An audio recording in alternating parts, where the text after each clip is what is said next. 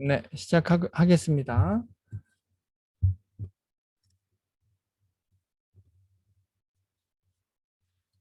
제 공유화면 보이시죠? 공유화면. 포스터 화면 보이시죠? 네. 네네. 네, 네. 반갑습니다. 제가 소개 말씀드리고요. 먼저. 자, 김희설 작가님 스페셜 직강에 오신 여러분 환영합니다.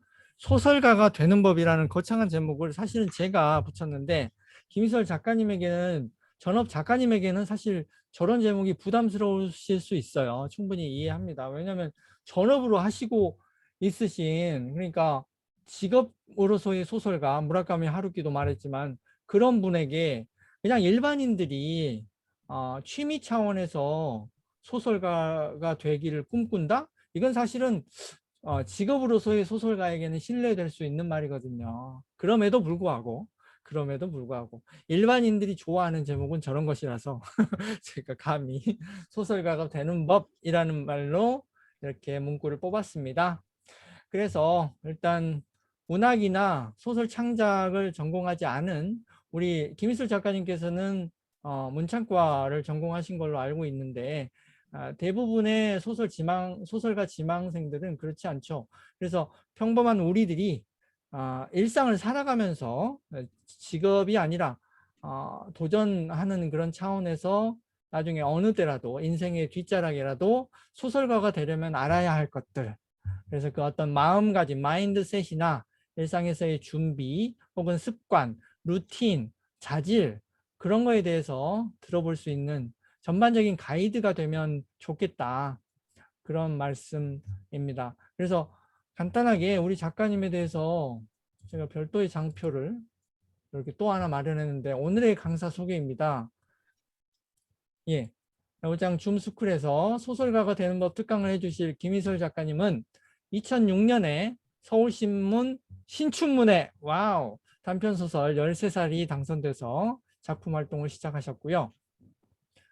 다 이렇게 되게 시작하자마자 막 상이 시작되자마자 주로 상을 많이 휩쓰셨는데 제1회 황순원 신진문학상을 타셨고 3회 젊은 작가상을 수상하셨고 너무 많아서 다 얘기하면 입 아플 정도의 많은 가장 최근작이 우리의 정류장과 필사의 밤 그 이후에 아까 그 협찬 그 들어온 그거 있죠. 그거인 것 같은데 그 책을 최근에 또 내신 것 같아요. 하여튼 굉장히 많은 책들을 내셨습니다. 저는 이 중에 몇 가지 뭐 환영을 비롯하여 몇 가지 소설을 사전 탐독했는데 와우 완전히 너무 멋진 소설이라 완전히 몰입해서 볼 수 있었습니다. 자, 그러면 이제 시작하시기 전에 자, 아까 강수희 대표님 이벤트 좀 소개시켜 주세요. 강순희 대표님 이벤트 말씀 부탁드립니다. 제가 이 화면을 장 대표님이 그냥 해주시면 좋겠는데요.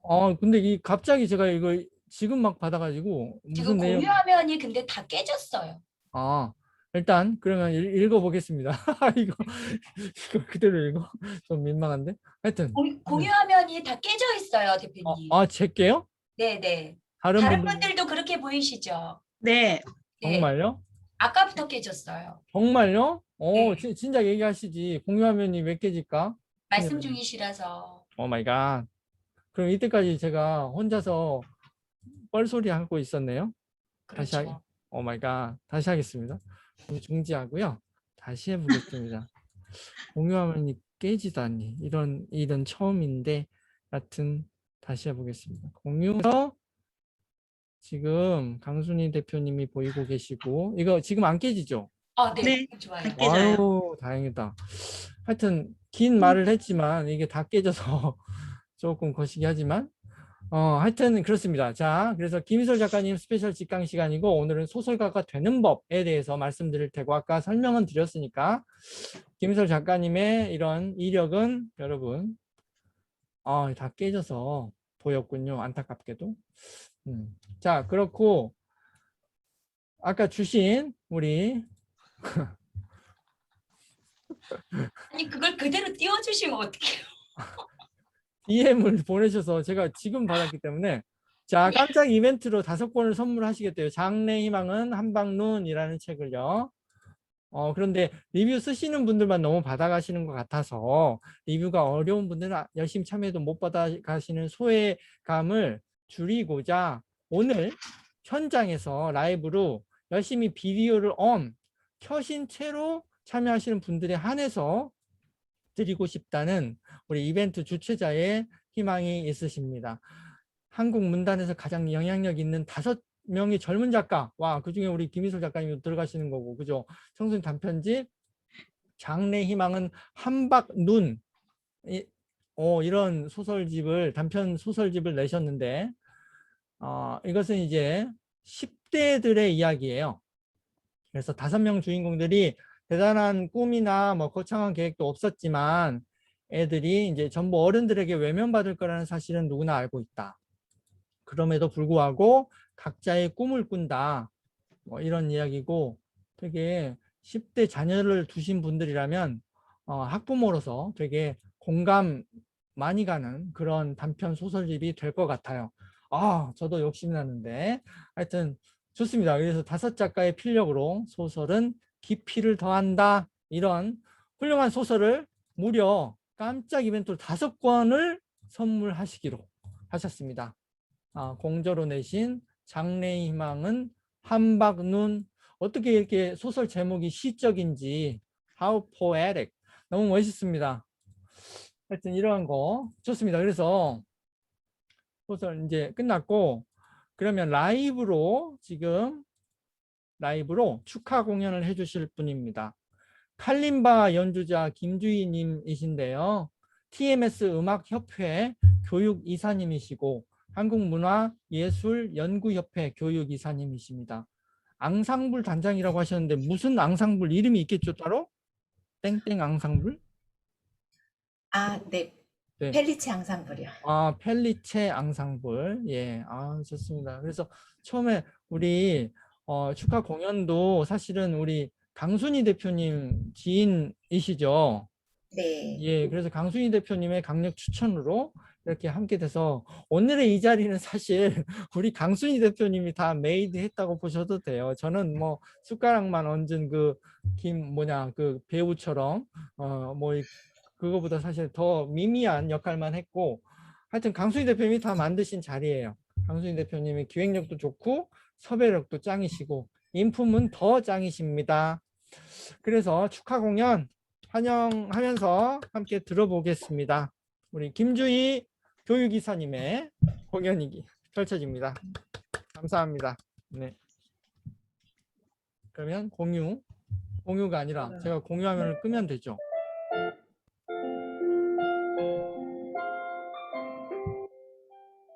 잠깐만.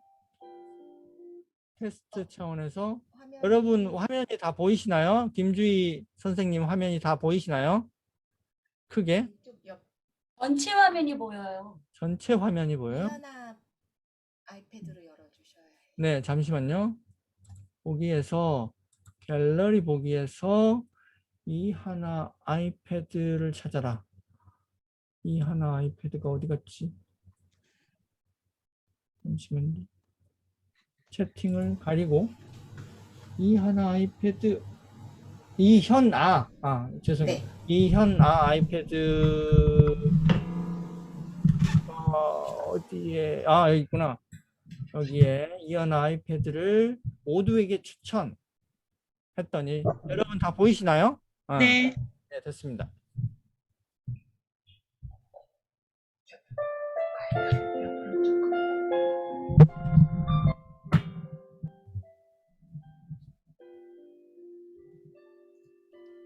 조그매졌는데?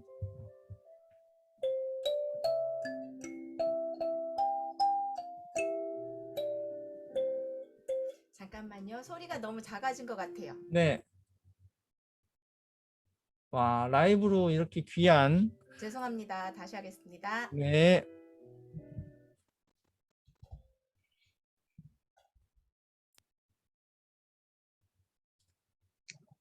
줌에서 라이브 연주는 또 처음 들어보네.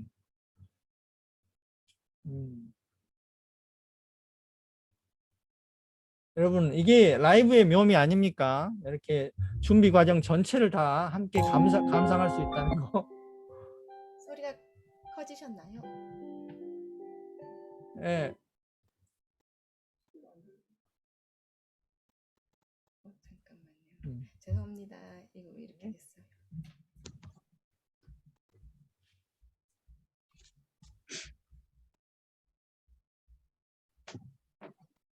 게이밍 키보드를 가지고 계시네요. 예.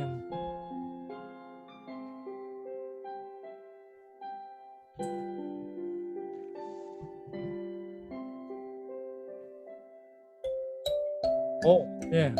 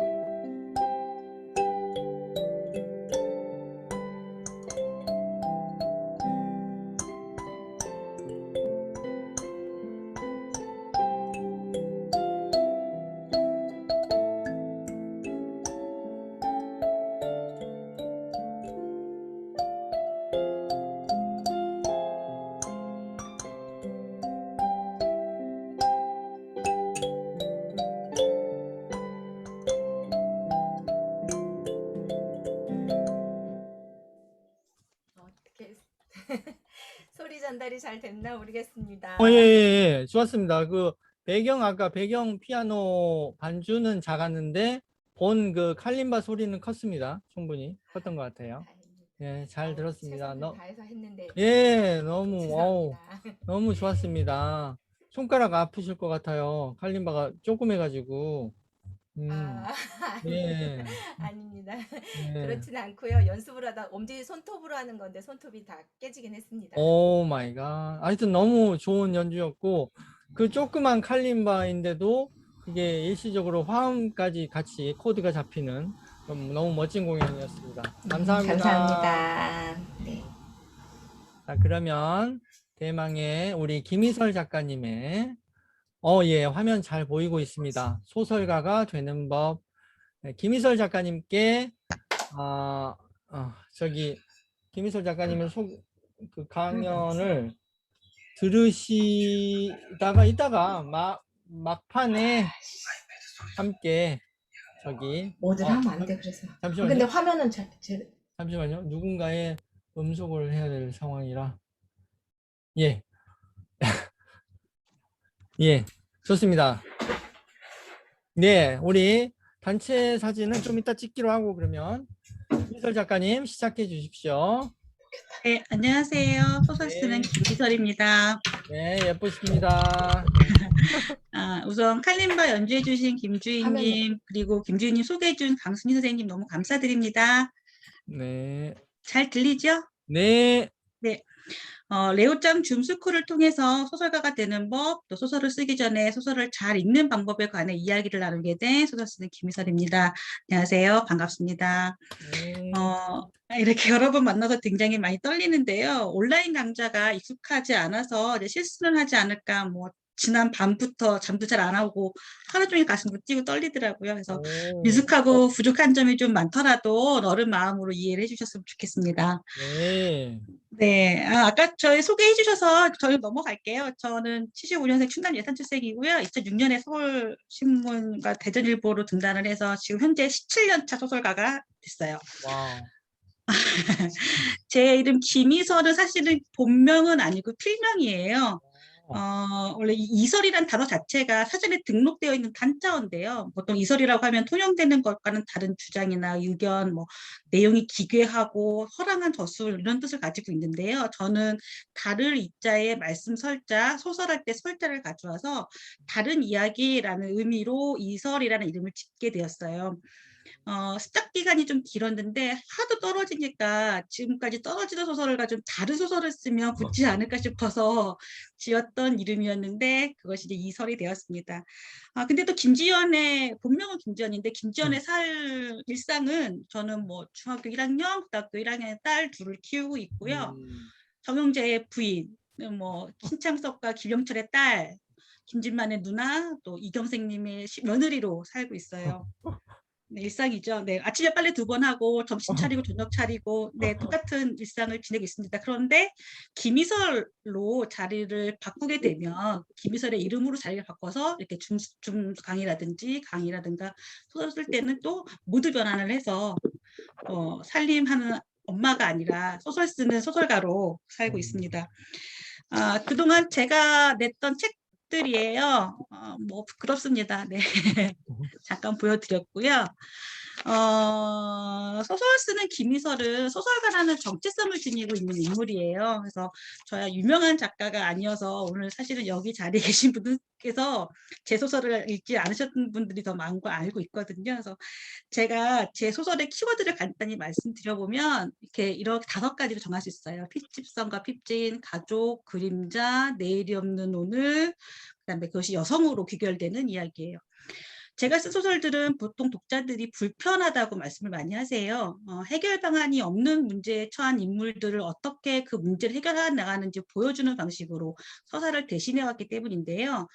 출구 없는 터널 속에서 그들에게 처한 문제가 녹록지 않기 때문입니다. 예를 들면 뭐 엄마에게 버림받은 아이가 성적 대가를 바라는 성인 남성에게 길러짐을 겪어야 했던 사랑이라는 오해, 지방의 아동극단에서 위계적 성폭력을 감당하며 일자리를 유지하는 여성, 해고 노동자의 아내가 생활고에 시달려서 자녀 살해 후 자살을 하는 이야기라든지 소아 성폭행범인 남편을 관찰하며 어릴 적 트라우마를 꺼내야만 하는 아내, 가족을 이만큼 먹여 살렸다는 이유로 폭력을 일삼는 아버지 밑에서 삼시세끼 밥을 해야 하는 딸의 이야기 등 문제적 상황 속에서 문제적 인간들의 갈등을 보여주고 있어요. 그 불편함의 기저에는 앞서 말씀드린 그 벗어날 길 없는 세계에서 삶은 어떻게 이어질 수 있는가? 그런 삶도 과연 지켜나갈 만한 것인가? 라는 질문을 던지고 싶었기 때문인데요.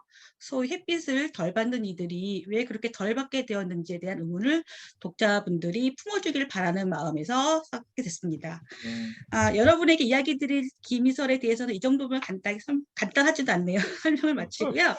그럼 이제부터 소설가가 되는 법에 대해 이야기 나누겠습니다. 아까 말씀하신 것처럼 제가 정한 제목이 아니에요. 제가 하고 싶었던 원래 제목은 소설을 잘 읽는 방법에 대해서 말을 드리고 싶었는데 소설가님이 소설가가 되는 법이라고 제목을 지어주신 데에는 뭐 그만한 이유가 있다고 생각을 했어요. 그래서 수정하진 않았어요. 그리고 제목 그대로 소설가가 되고 싶은 분들이 많으신가 보다, 소설가에 대해서 궁금한 점이 많으신가 보다라고 생각을 해서 이 제목으로 수업을 오늘 만나게 됐습니다.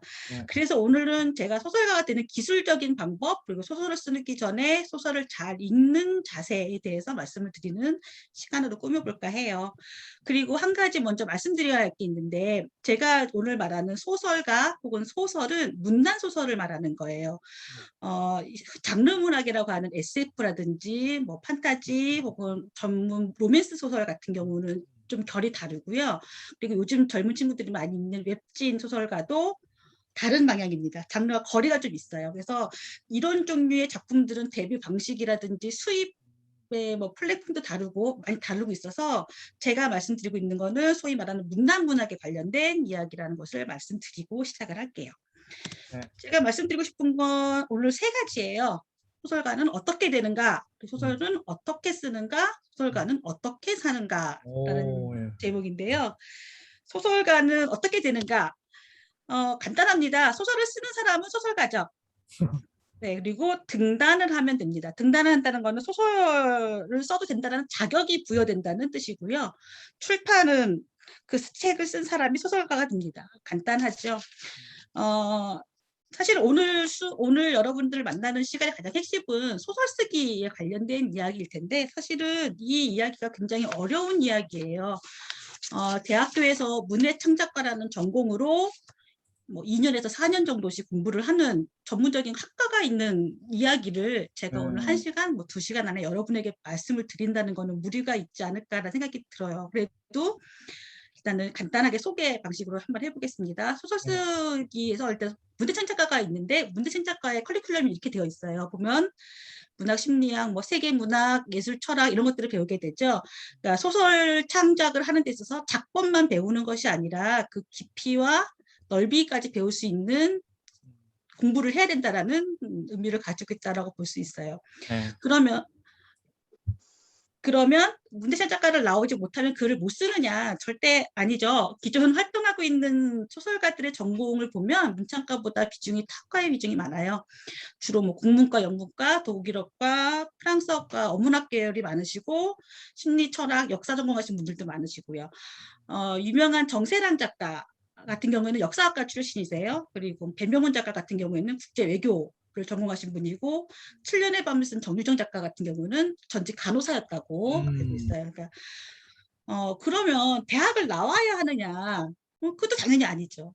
그 문학만큼 진입 장벽이 낮은 예술이 없어요. 음악이나 미술, 무용, 연극은 뭔가 많은 걸 준비하거나 많은 걸 가진 상태에서 시작해야 되지만 문학은 소설은 종이와 펜만 있으면 시작할 수 있는 진입 장벽이 낮은 예술 장르라고 생각하면 됩니다.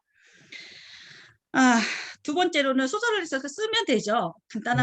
말은 간단하지 않지만. 네, 그 다음에 등단을 합니다. 등단을 한다는 건 응모전에 작가를 뽑는 응모전에 소설을 보내고 그 소설을 당선이 되면 그분이 작가가 되는 거예요. 그래서 크게 우리나라는 신춘문예와 문예지 신인상이 두 가지로 나눌 수가 있어요.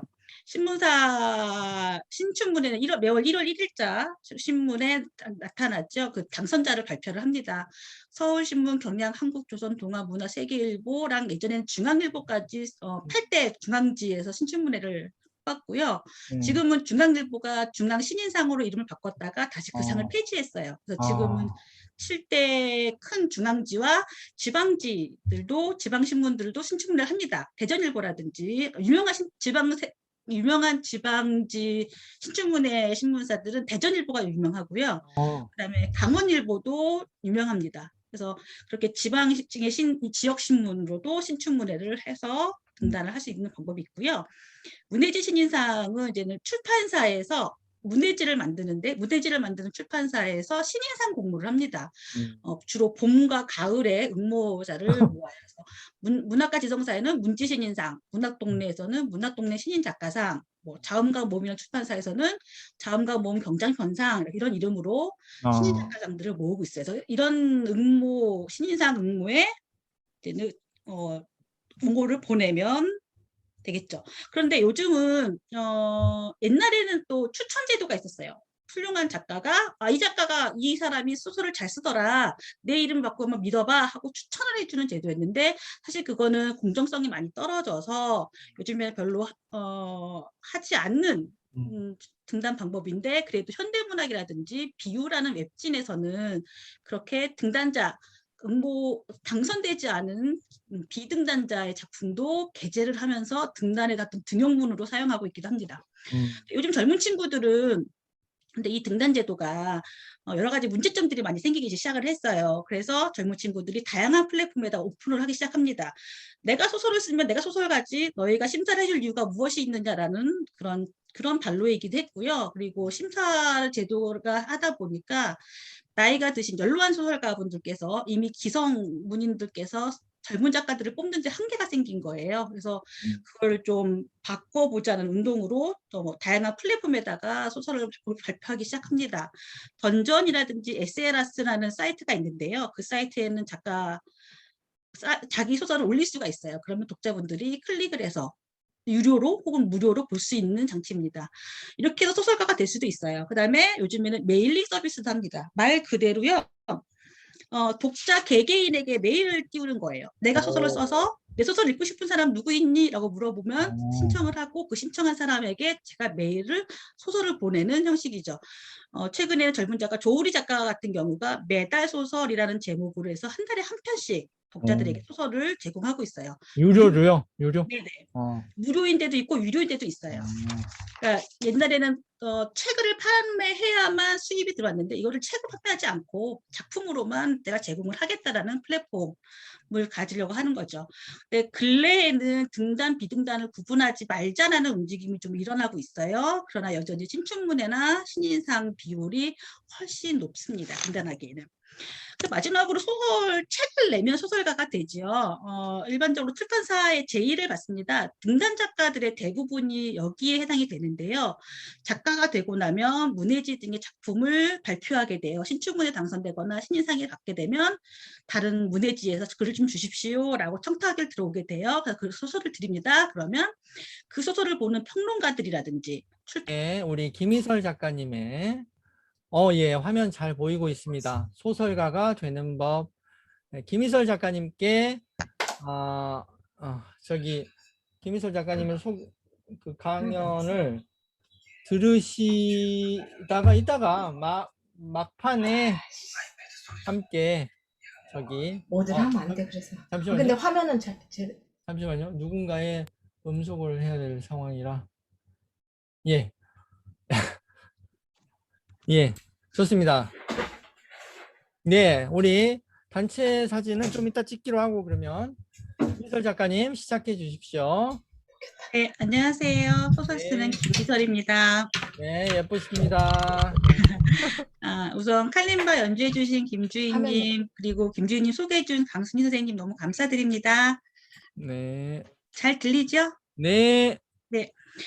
레오짱 줌스쿨을 통해서 소설가가 되는 법, 또 소설을 쓰기 전에 소설을 잘 읽는 방법에 관해 이야기를 나누게 된 소설 쓰는 김희설입니다. 안녕하세요. 반갑습니다. 네. 이렇게 여러 번 만나서 굉장히 많이 떨리는데요. 온라인 강좌가 익숙하지 않아서 이제 실수는 하지 않을까, 지난 밤부터 잠도 잘 안 오고 하루 종일 가슴도 뛰고 떨리더라고요. 그래서 미숙하고 부족한 점이 좀 많더라도 너른 마음으로 이해를 해주셨으면 좋겠습니다. 네. 네, 아까 저희 소개해 주셔서 저희 넘어갈게요. 저는 75년생 충남 예산 출생이고요. 2006년에 서울신문과 대전일보로 등단을 해서 지금 현재 17년차 소설가가 됐어요. 와우. 제 이름 김희설은 사실은 본명은 아니고 필명이에요. 원래 이설이란 단어 자체가 사전에 등록되어 있는 단자어인데요. 보통 이설이라고 하면 통용되는 것과는 다른 주장이나 의견, 내용이 기괴하고 허랑한 저술 이런 뜻을 가지고 있는데요. 저는 다를 이자에 말씀 설자, 소설할 때 설자를 가져와서 다른 이야기라는 의미로 이설이라는 이름을 짓게 되었어요. 시작 기간이 좀 길었는데 하도 떨어지니까 지금까지 떨어지는 소설을 가지고 다른 소설을 쓰면 붙지 않을까 싶어서 지었던 이름이었는데 그것이 이제 이설이 되었습니다. 근데 또 김지연의 본명은 김지연인데 김지연의 살 일상은 저는 중학교 1학년, 고등학교 1학년의 딸 둘을 키우고 있고요. 정영재의 부인, 신창섭과 김영철의 딸, 김진만의 누나, 또 이경생님의 며느리로 살고 있어요. 네, 일상이죠. 네, 아침에 빨래 2번 하고 점심 차리고 저녁 차리고 똑같은 일상을 지내고 있습니다. 그런데 김희설로 자리를 바꾸게 되면 김희설의 이름으로 자리를 바꿔서 이렇게 줌 강의라든가 소설 쓸 때는 또 모두 변환을 해서 살림하는 엄마가 아니라 소설 쓰는 소설가로 살고 있습니다. 그동안 제가 냈던 책들이에요. 부끄럽습니다. 네. 잠깐 보여드렸고요. 소설 쓰는 김희설은 소설가라는 정체성을 지니고 있는 인물이에요. 그래서 저야 유명한 작가가 아니어서 오늘 사실은 여기 자리에 계신 분들께서 제 소설을 읽지 않으셨던 분들이 더 많은 걸 알고 있거든요. 그래서 제가 제 소설의 키워드를 간단히 말씀드려보면 이렇게 5가지로 정할 수 있어요. 핍집성과 핍진, 가족, 그림자, 내일이 없는 오늘, 그다음에 그것이 여성으로 귀결되는 이야기예요. 제가 쓴 소설들은 보통 독자들이 불편하다고 말씀을 많이 하세요. 해결 방안이 없는 문제에 처한 인물들을 어떻게 그 문제를 해결해 나가는지 보여주는 방식으로 서사를 대신해왔기 때문인데요. 출구 없는 터널 속에서 그들에게 처한 문제가 녹록지 않기 때문입니다. 예를 들면 뭐 엄마에게 버림받은 아이가 성적 대가를 바라는 성인 남성에게 길러짐을 겪어야 했던 사랑이라는 오해, 지방의 아동극단에서 위계적 성폭력을 감당하며 일자리를 유지하는 여성, 해고 노동자의 아내가 생활고에 시달려서 자녀 살해 후 자살을 하는 이야기라든지, 소아 성폭행범인 남편을 관찰하며 어릴 적 트라우마를 꺼내야만 하는 아내, 가족을 이만큼 먹여 살렸다는 이유로 폭력을 일삼는 아버지 밑에서 삼시세끼 밥을 해야 하는 딸의 이야기 등 문제적 상황 속에서 문제적 인간들의 갈등을 보여주고 있어요. 그 불편함의 기저에는 앞서 말씀드린 그 벗어날 길 없는 세계에서 삶은 어떻게 이어질 수 있는가, 그런 삶도 과연 지켜나갈 만한 것인가 라는 질문을 던지고 싶었기 때문인데요. 소위 햇빛을 덜 받는 이들이 왜 그렇게 덜 받게 되었는지에 대한 의문을 독자분들이 품어주길 바라는 마음에서 썼게 됐습니다. 여러분에게 이야기 드릴 기미설에 대해서는 이 정도면 간단하지도 않네요. 설명을 마치고요. 그럼 이제부터 소설가가 되는 법에 대해 이야기 나누겠습니다. 아까 말씀하신 것처럼 제가 정한 제목이 아니에요. 제가 하고 싶었던 원래 제목은 소설을 잘 읽는 방법에 대해서 말을 드리고 싶었는데 소리골장님이 소설가가 되는 법이라고 제목을 지어주신 데에는 뭐 그만한 이유가 있다고 생각을 했어요. 그래서 수정하진 않았어요. 그리고 제목 그대로 소설가가 되고 싶은 분들이 많으신가 보다, 소설가에 대해서 궁금한 점이 많으신가 보다라고 생각을 해서 이 제목으로 수업을 오늘 만나게 됐습니다. 그래서 오늘은 제가 소설가가 되는 기술적인 방법, 그리고 소설을 쓰기 전에 소설을 잘 읽는 자세에 대해서 말씀을 드리는 시간으로 꾸며볼까 해요. 그리고 한 가지 먼저 말씀드려야 할 게 있는데, 제가 오늘 말하는 소설가 혹은 소설은 문단 소설을 말하는 거예요. 장르 문학이라고 하는 SF라든지 뭐 판타지 혹은 전문 로맨스 소설 같은 경우는 좀 결이 다르고요. 그리고 요즘 젊은 친구들이 많이 읽는 웹진 소설가도 다른 방향입니다. 장르와 거리가 좀 있어요. 그래서 이런 종류의 작품들은 데뷔 방식이라든지 수입의 뭐 플랫폼도 다르고 많이 다르고 있어서 제가 말씀드리고 있는 거는 소위 말하는 문단 문학에 관련된 이야기라는 것을 말씀드리고 시작을 할게요. 제가 말씀드리고 싶은 건 오늘 세 가지예요. 소설가는 어떻게 되는가, 소설은 어떻게 쓰는가, 소설가는 어떻게 사는가라는 제목인데요. 소설가는 어떻게 되는가? 간단합니다. 소설을 쓰는 사람은 소설가죠. 네, 그리고 등단을 하면 됩니다. 등단을 한다는 것은 소설을 써도 된다는 자격이 부여된다는 뜻이고요. 출판은 그 책을 쓴 사람이 소설가가 됩니다. 간단하죠. 사실 오늘 여러분들을 만나는 시간의 가장 핵심은 소설 쓰기에 관련된 이야기일 텐데, 사실은 이 이야기가 굉장히 어려운 이야기예요. 대학교에서 문해창작과라는 전공으로 뭐 2년에서 4년 정도씩 공부를 하는 전문적인 학과가 있는 이야기를 제가 오늘 1시간, 뭐 2시간 안에 여러분에게 말씀을 드린다는 거는 무리가 있지 않을까라는 생각이 들어요. 그래도 일단은 간단하게 소개 방식으로 한번 해보겠습니다. 소설 쓰기에서 일단 문대창작과가 있는데, 문대창작과의 커리큘럼이 이렇게 되어 있어요. 보면 문학 심리학, 뭐 세계문학, 예술 철학 이런 것들을 배우게 되죠. 그러니까 소설 창작을 하는 데 있어서 작법만 배우는 것이 아니라 그 깊이와 넓이까지 배울 수 있는 공부를 해야 된다라는 의미를 가지고 있다라고 볼 수 있어요. 그러면 문대찬 작가를 나오지 못하면 글을 못 쓰느냐? 절대 아니죠. 기존 활동하고 있는 소설가들의 전공을 보면 문창과보다 탁과의 비중이 많아요. 주로 뭐 국문과, 영문과, 독일어과, 프랑스어과, 어문학 계열이 많으시고, 심리, 철학, 역사 전공하신 분들도 많으시고요. 유명한 정세란 작가 같은 경우에는 역사학과 출신이세요. 그리고 배명훈 작가 같은 경우에는 국제 외교를 전공하신 분이고, 7년의 밤을 쓴 정유정 작가 같은 경우는 전직 간호사였다고 알고 있어요. 그러니까 그러면 대학을 나와야 하느냐? 그것도 당연히 아니죠. 그 문학만큼 진입 장벽이 낮은 예술이 없어요. 음악이나 미술, 무용, 연극은 뭔가 많은 걸 준비하거나 많은 걸 가진 상태에서 시작해야 되지만, 문학은 소설은 종이와 펜만 있으면 시작할 수 있는 진입 장벽이 낮은 예술 장르라고 생각하면 됩니다. 두 번째로는 소설을 써서 쓰면 되죠.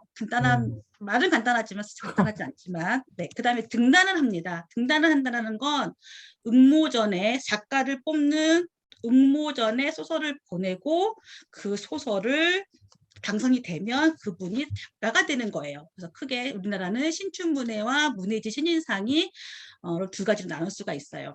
신문사 신춘문예는 매월 1월 1일자 신문에 나타났죠. 그 당선자를 발표를 합니다. 서울신문, 경향, 한국조선, 동아문화, 세계일보랑 예전에는 중앙일보까지 8대 중앙지에서 신춘문예를 뽑았고요. 지금은 중앙일보가 중앙신인상으로 이름을 바꿨다가 다시 그 상을 폐지했어요. 그래서 지금은 7대 큰 중앙지와 지방신문들도 신춘문예를 합니다. 대전일보라든지 유명한 지방지 신춘문예 신문사들은 대전일보가 유명하고요. 그다음에 강원일보도 유명합니다. 그래서 그렇게 지방의 지역 신문으로도 신춘문예를 해서 등단을 할 수 있는 방법이 있고요. 문예지 신인상은 이제는 출판사에서 문예지를 만드는 출판사에서 신인상 공모를 합니다. 주로 봄과 가을에 응모자를 모아요.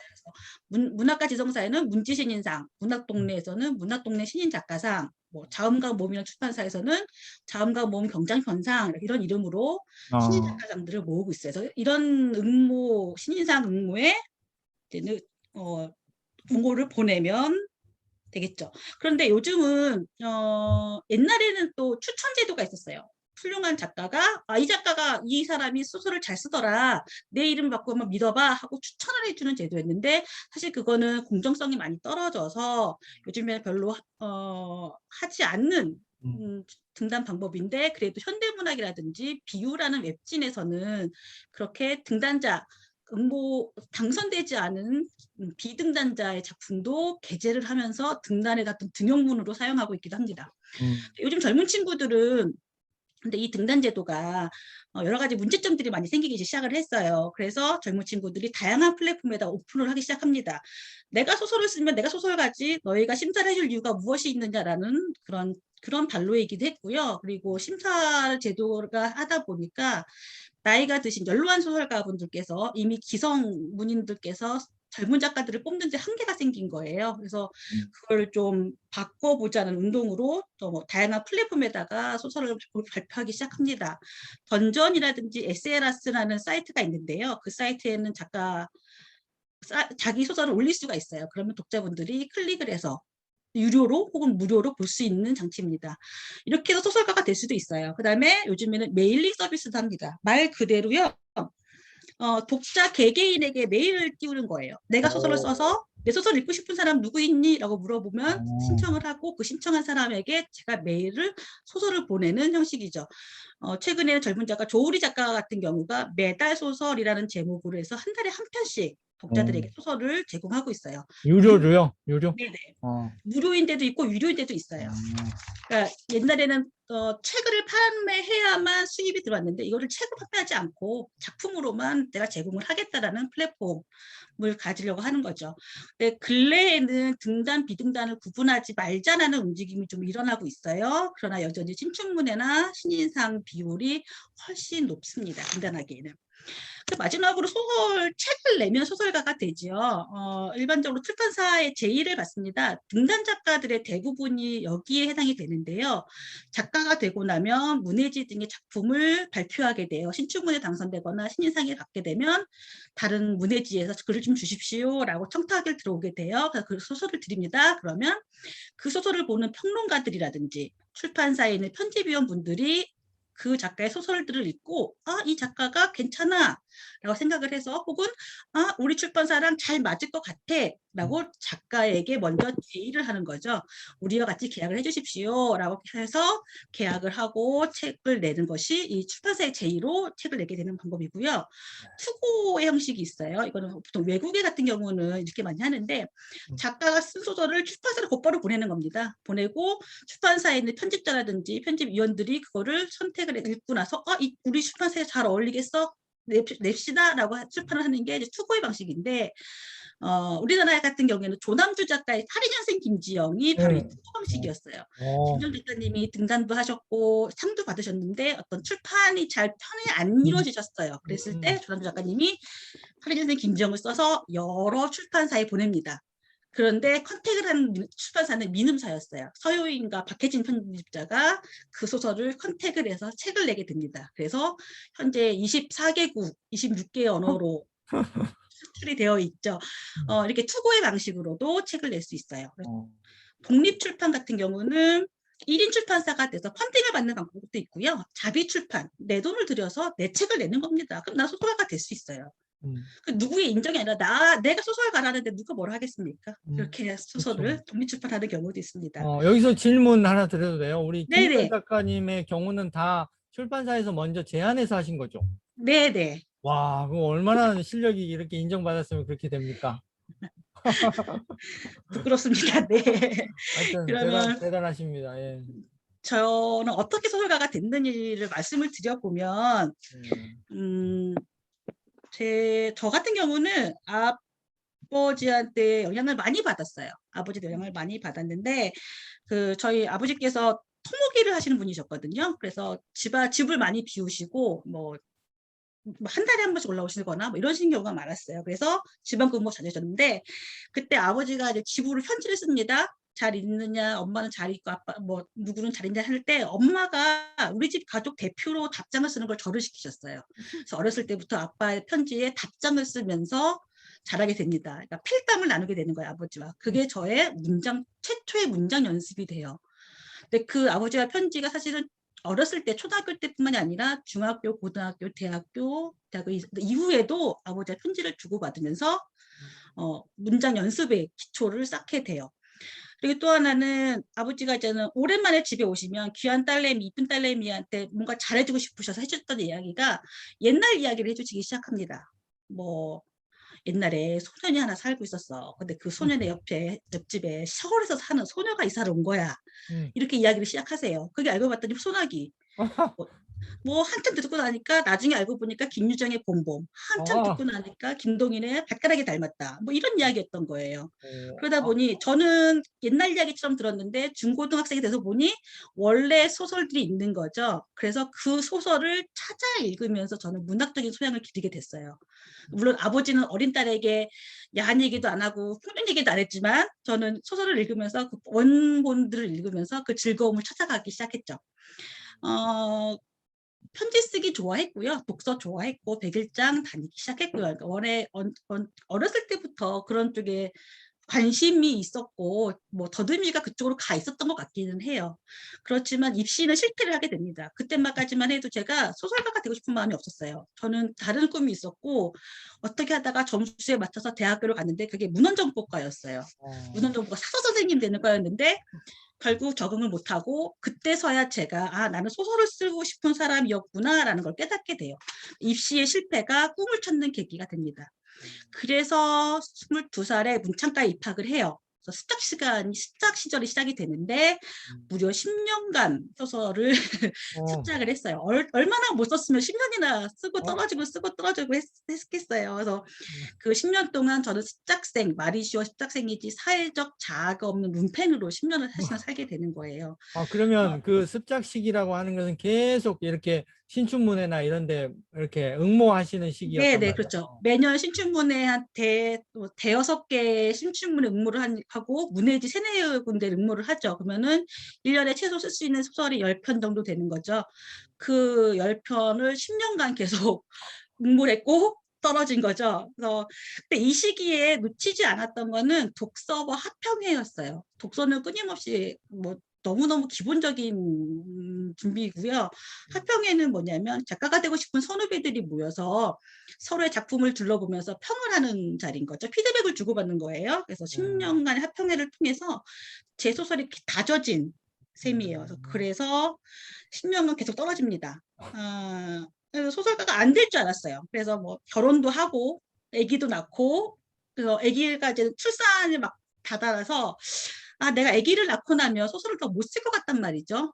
이제는 아이를 키워야 되고 살림을 전념을 해야 될 것 같은 거예요. 그래서 이게 내 생이 어쩌면 마지막 응모겠구나라고 응모를 하고 아이를 낳으러 가서 아이를 낳고 아이를 낳은 지 15일 만에 담소 소식을 받아요. 그게 마지막이겠거니 하고 썼던 소설이 제 첫 번째 소설이 등단작이 되게 됩니다. 그래서 등단을 하고 저는 운이 좀 좋은 편이었어요. 그래서 청탁을 받게 됐고 문학상도 받고 창작 기금도 받고 뭐 그랬어요. 그러니까 유명한 작가는 아니지만 아는 사람만 아는 작가로 지금까지 지내고 있어요. 그런데 제가 17년 차가 됐는데 한 15년 차, 12, 3년 차에 굉장한 번아웃이 와요. 뭐냐면 10년 동안 아주 열심히 습작생을 하고서 소설가가 됐으니 살아남고 싶은 거예요. 여기서 도태되거나 부름을 안 받게 되면 소설가가 또 안 되는, 소설을 쓸 수가 없는 삶이 되기 때문에 살아남아야겠다는 생각 때문에 굉장히 전투적으로 소설을 발표하게 돼요. 10년간 인풋 없이 아웃풋만 내놨던 거죠. 그러다 보니 소진하게 되고 다 기력이 떨어져서 어떤 지경까지 되냐면 장편 소설을 연재 중이었는데 그 출판을 뭐 중간에 연재를 그만두기도 하고 원고 청탁받은 거 펑크도 당하고 그래서 어떤 출판사한테 미움도 받고 아주 힘들었던 3, 4년을 그렇게 보냈어요. 그러고 나서 그래도 그걸 어떻게 잘 버텨내고 그리고 포기하지 않고 다시 회복을 해서 소설을 다시 쓰고 있어요. 회복해서 소설을 다시 쓰기 시작한 지 한 2년 정도 됐어요. 그래서 다시 그러니까 좋은 소설을 써야 되지만 지금은 현재로서는 소설을 쓰는 것만으로도 너무 감사한 상황에서 지내고 있습니다. 소설가가 되는 법이 수월하지는 않았지만 소설가가 되고 나서부터는 좀 수월한 편이었어요. 운이 좀 좋았어요. 이거는 작가들마다 개인차가 좀 있습니다. 그래서 소설가를 그럼 어떻게 사느냐 를 말씀드려야겠죠. 소설은 어떻게 쓰느냐는 좀 마지막에 다루기로 하고요. 먼저 네. 소설가가 어떻게 사느냐부터 말씀드릴게요. 네. 이건 저의 하루 일과인데요. 뭐 간단합니다. 오전에는 김지연으로 집안일과 식사 준비를 해놓고요. 그리고 점심을 먹고 12시부터 6시까지 소설을 씁니다. 카페에 가서 쓰고 있어요. 동네 투썸 카페에 가서 매일 쓰고 있고요. 그다음에 6시부터 8시까지 이제 아이가 오면 저녁 준비하고 좀 쉬고 8시부터 한 새벽 2, 3시까지는 책을 읽습니다. 책을 읽거나 뭐 자료 준비하거나 심사할 일이 있으면 원고들 읽거나 뭐 간담회 준비도 하고 강의 준비도 하고요. 그래서 보통 이런 루틴으로 살고 있죠. 아주 단순하죠. 그런데 이렇게 정갈한 작가의 일상이 살기 시작한 지는 한 2년이 되지 않았어요. 무슨 말이냐 하면 갓난아기를 키우면서 소설을 썼기 때문에 저한테는 소설을 쓸 수 있는 시간과 노트북이 놓을 수 있는 책상만 있으면 써야만 했어요. 어떤 작가들처럼 뭐 아침에 마라톤을 하고 저녁에 맥주 한 잔 마시고 이런 게 아니라 오로지 시간만 짬만 있으면 아이가 잘 수 있는 시간만 있으면 아이가 유치원에 가 있는 시간만 나 혼자만 있을 수 있는 시간만 있으면 소설을 썼거든요. 제 방도 심지어 없어서 식탁에서 내 소설을 썼고요. 그런데 아이들이 크고 나니까 그만큼 제가 늙고 나니까 나이가 들고 나니까 이런 생활이 이제 가능해졌어요. 그래서 요즘은 이렇게 지내고 있습니다. 그 소설가는 무슨 일을 하느냐? 소설을 쓰지요. 소설을 쓰고 뭐 강의를 나가기도 하고요. 심사를 하기도 하고 간담회나 독자와의 만남을 갖기도 해요. 우리나라 같은 경우에는 소설을 보통 단편 소설 연습을 많이 시킵니다. 학교에서. 그리고 등단 제도가 단편 소설을 응모작을 많이 뽑아요. 장편 소설상도 있긴 하지만 별로 많지 않습니다.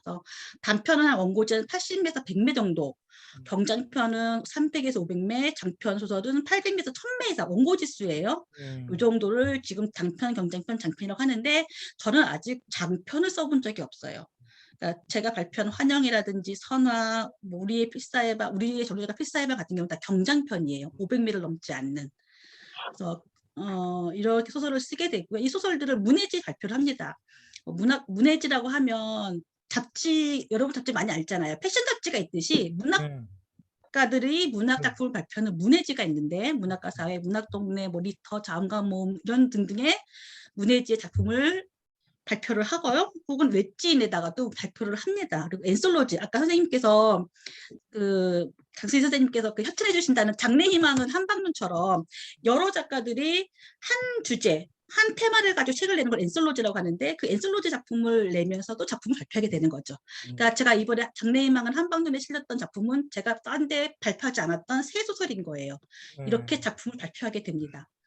소설을 쓰는 일 외에는 강의를 하죠. 뭐 대학에 출강을 하기도 하고 이렇게 저처럼 특강을 하기도 하고요. 혹은 문화생을 두는 것처럼 어떤 작가 선생님 한 분이 여러 글을 쓰고 싶어하는 제자들과 함께 수업을 하시기도 하고요. 그리고 이제는 연차가 좀 되면 심사도 하게 됩니다. 신춘문예 심사도 하고 문학상, 신인상 뭐 심사도 하고 창작 기금 심사도 하게 되고요. 그래서 우리나라에 문학상이 이제 뭐가 있느냐? 여러분들이 이상문학상을 제일 많이 알고 있으시잖아요. 네. 이상문학상, 한순원 문학상, 김동인, 김유정, 이호석, 김승호 문학상 등이 있고요. 작가 이름 따는 문학상들이 있고요. 예. 말고 좀 더 현대문학상이라든지 한국일보 문학상 있고, 출판사에서 주는 젊은 작가상, 문진 신인상, 장모 경장편상 이런 것들이 있습니다. 또 창작기금 유명한 거로는 아르코 창작기금과 대상문학 창작기금이 있어요. 이것이 저희 문학하는 친구들이 받았으면 하고 하는 기금이 있죠. 그래서 이렇게 해서 얼마를 버느냐 얼마를 버느냐를 말씀드리면, 왜냐면 소설가도 직업이니까 알려드렸잖아요. 네. 인세는 도서 정가의 10%입니다. 그렇죠. 이거는 뭐 젊은 작가든 나이 든 작가든 구분하지 않고 대체로 10%예요. 그렇죠. 뭐 말씀하시고 싶으신 거 있으신가요? 아닙니다. 네네. 그래서 예를 들어 쉽게 표현했을 때 책이 한 권, 10,000원짜리 책이 한 권이 팔리면 1,000원을 인세로 제가 받게 되는 거죠. 원고료도 받죠. 원고료는 장당 10,000원인데요. 제가 등단했던 2006년에도 10,000원이었고 2021년에도 10,000원이에요. 이 보수 체계가 지금 개선이 안 되고 있어요. 그리고 단편 한 편을 발표했을 때 50만 원기가 없었기 때문에 살겠다고 하진 않은 남편에게 고마운 거예요. 여자는 이제 두 아이를 키워야 되는데 일을 하러 나가야 되니까 아이를 키워줄 시어머님을 오라고 하고 본인은 가장이 되어서 본격적으로 생계를 위한 일을 시작합니다. 그러나 일을 하게 된 공장에서 얻은 병명을 알 수 없는 피부병에 시달리고요. 엎친 데 덮친 격으로 시어머니는 아들을 잃은 충격으로 치매 증상이 나타나고요. 빚은 점점 늘어나고 몸은 점점 아프고 시어머니의 치매는 심해집니다. 그런 상황에서 두 아이를 건사하기가 벅차게 되죠. 결국 삶의 낭떠러지에 서게 된 여자가 내린 결론은 일가족 살해를 결심하게 됩니다. 이 아이의 유치원 재롱잔치날 아이들이 부르는 노래가 바로 이 아름다운 것들이라는 노래였어요. 여러분 뭐 아시겠지만 네, 알죠. 네. 소설 속에서 그 재롱잔치를 아이들이 이 노래를 부르는 재롱잔치를 보고 그날 집에 돌아오면서 중국집에 가서 짜장면을 먹습니다. 평상시에는 둘에게 한 그릇을 줬는데 그날만큼은 한 명에게 하나씩을 줘요. 많이 먹이고 집에 옵니다. 집에 와서 시어머니를 깨끗이 씻기고 깨끗한 옷으로 갈아입히고 이불에 눕히고 나와서 방문을 잠그고 걸쇠를 걸어요. 그리고 두 아이도 깨끗이 씻깁니다. 그리고 아이들을 눕혀놓고 이 아름다운 것들이라는 노래를 자장가로 부르면서 재우죠. 그리고 잠든 아이들을 차례대로 베개로 눌러 살해를 합니다. 그리고 새벽이 밝아오자 이제 내 차례였다라고 읊조리며 소설이 끝납니다. 소설 속의 인물들은 가상의 인물들이었어요. 그러나 사회면 기사에서 볼 수 있었던 일화이기도 했습니다. 소설 속에는 누구도 악당이 없었어요. 누구의 잘못도 없어요. 그저 그들은 열심히 살았을 뿐인데 세상이 그들 마음대로 움직여주질 않았어요. 그렇다면 자기 손으로 자기의 아이의 숨을 끊어야 하는 상황에 놓이게 된 건 무엇이었을까? 왜 이 여자는, 이 엄마는 그 선택을 하게 되었을까? 다른 선택지는 없었을까? 여자를 그렇게 만든 건 누구의 잘못이지? 그럼 누구의 탓이지? 이 일가족의 고통은 누구의 책임이어야 되지? 더 나아가서 이 인물이 우리에게 멀리 있는 게 아니라면 우리는 그들을 그렇게 살아가는 동안 무엇을 했는지, 무엇을 해야만 하는 것일까요? 여러분과 제가 이 시원한 방에서 시원한 계절에 이렇게 편한 공간에서 소설을 이야기하는 이 순간에도 어디선가는 그리 멀지 않은 곳에서는 누군가는 배가 고프고 누군가는 아프고 누군가는 눈물을 흘리고 누군가는 괴로운 밤을 보내고 있을 것입니다. 이 세상이 어떻길래 우리는 웃는데 그들은 울까요? 여러분이 살고 있는 세상이 어떻길래 오늘도 아파하고 있을까요? 그들은. 그렇다면 여러분이 생각하기에 여러분이 살고 있는 여기는 과연 살만한 세상일까요? 바로 여러분이 사는 세계가 어떤 세계인지 둘러보는 기회를 갖기 바라는 마음에서 그런 세계에 살고 있는 여러분은 오늘 제대로 살았는지 되묻기를 바라는 마음에서 쓰게 된 소설이었을 겁니다. 그러므로 우리가 소설을 읽는 이유는요. 내가 살고 있는 이 세계는 과연 살만한 세계인가? 그 세계에서 나는 제대로 살고 있는지 자문하기 위해 소설을 읽는 거예요. 스스로에게 묻기 위해서죠. 그러므로 소설을 읽는 이유가 이렇다면 소설을 어떻게 써야 하는지도 알려주는 힌트가 됩니다. 당신이 사는 세상에서 살만합니까? 당신이 사는 그런 세상에서는 당신은 제대로 살고 있습니까? 라고 독자에게 물어보는 거예요. 그래서 독자 스스로가 답을 찾을 수 있게끔 하는 것이 소설입니다. 소설을 그렇게 써야 된다는 거죠. 그렇다면 조소설이란 무엇이냐? 질문을 던지는 소설이란 뜻이에요. 질문을 던지는 거죠. 이 인물이 왜 이렇게 선택했지? 이 선택이 바람직했을까? 나의 경우는 어땠을까? 내 이웃이라면 어땠지? 나는 어떻게 해결했을까? 그 해결책은 온당했을까? 우리가 품었던 의문들, 질문에 대한 답을 주는 건 문학이나 소설이 아니라 답을 주는 건 교과서나 이론서여야 돼요. 소설이나 문학은 그 질문을 던져주는 역할을 하는 겁니다. 작가가 독자에게 당신 잘 살고 있습니까? 라고 직접 물어보는 수도 있지만 더 좋은 작품은 독자가 스스로에게 지금 잘 살고 있나? 우리가 살고 있는 세상이 살만한가? 뭔가 문제가 있는 건 아닌가라고 스스로 묻고 스스로 답을 할 수 있게끔 쓰여진 작품이 좋은 작품이라는 뜻입니다. 그 얘기는 다시 말해서 질문을 던지게끔 하는 소설을 쓰는 것이 좋은 소설이라는 뜻이겠죠. 우리가 흔히 단편 소설을 읽고 나서 이게 도대체 무슨 얘기지? 라고 하는 경우가 많아요. 어떻게 이게 말이 되는 얘기인가? 그래서 어쩌라는 말이지? 라는 생각도 들기도 하고요. 소설을 읽는 일이란 어떤 문제를 긍정적이든 부정적이든 풀어나가는 인물을 보면서 아까 말씀드린 것처럼 이 인물처럼 살아야겠다라는 모방이거나 그 인물처럼 살지 않겠다라는 부인하는 일이 되는 거죠. 그래서 그 인물이 이런 일을 겪게 하는 이 사회가 문제구나, 이 사회가 틀렸구나, 아니면 그래도 이만하면 됐구나, 살기 좋은 세상이구나 하는 반응을 찾는 일이어야 합니다. 누가? 독자 스스로가. 어떻게? 스스로에게 질문을 하는 방법으로요. 어떤 질문이었죠? 내가 세상을 살아가는데 이 세상이 살만한가? 그래서 나는 제대로 살고 있는가? 라는 질문이죠. 답은 누가 줍니까? 독자 스스로가 찾아야 된다는 얘기예요. 작가가 주제를 드러내면 촌스러운 작품이 됩니다. 여러분 사랑하세요 라는 주제를 소설의 문장으로 쓰면 촌스러운 거예요. 좋은 소설이 아니에요. 작가가 하고 싶은 메시지는 숨겨져 있어야 됩니다. 예를 들어서 여러분 생각을 해보세요. 그 여름이라는 답을 제가 들어야 해요. 그렇다면 뭐라고 질문하시겠습니까? 봄과 가을 사이에 있는 계절은? 이라고 물어보겠죠. 사탕이라는 답을 얻어야 돼요. 제가. 그렇다면 설탕이나 엿을 끓여서 식혀서 모양을 바꾼 거라고 물어봐야 사탕이라는 답을 하겠죠. 그렇다면 사랑이라는 답을 얻으려면 어떻게 물어봐야 될까요? 사랑이 뭐니? 사랑이라는 답을 얻으려면 우리가 뭘 물어봐야 할까요? 행복이라는 답을 얻으려면 무엇을 물어봐야 할까요? 인간답게 살아야 한다 라든지 내가 사는 세상은 살만한 세상인가라는 답을 얻으려면 어떻게 물어봐야 되는가? 나는 제대로 살고 있는가? 라는 질문을 스스로에게 던지기 위해서는 어떻게 물어봐야 할까요? 그 방식이 소설의 구성이 되고 플롯이 되는 것입니다. 답을 알려주는 소설이 아니라 질문을 하는 소설, 그래서 독자가 그 답을 찾을 수 있도록 하는 소설이 좋은 소설이 되겠죠. 어렵지만 쉽습니다. 쉽고 어렵기도 하고요. 그러면 어떻게 쓰느냐, 왜 그 쓰는 얘기는 안 하느냐 하시겠죠. 김영하 작가가요. 김영하 작가 유명하잖아요. 김영하 작가가 이 패스트 컴퍼스라는 에서 운영하는 김영하 작가의 글쓰기 스토리텔링이라는 수업을 광고하는 화면이에요. 페이지예요.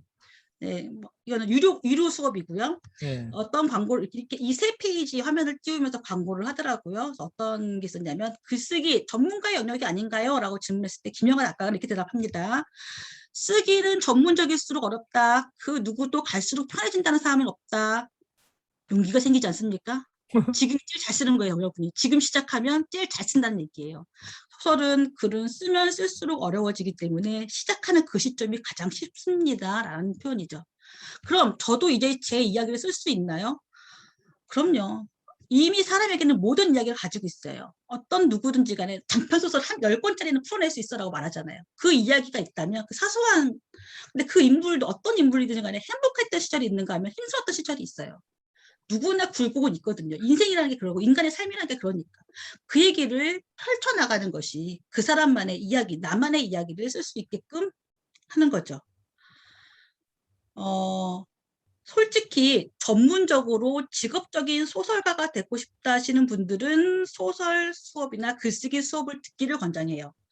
그리고 뭐 페북 같은 걸 보니까 요즘에 글쓰기 프로그램에 수업 강의가 굉장히 많더라고요. 그래서 그런 강의들을 전문적으로 들어서 소설의 창작법을 배우는 방법이 저는 가장 빠르고 분명한 방법이라고 알고 있습니다.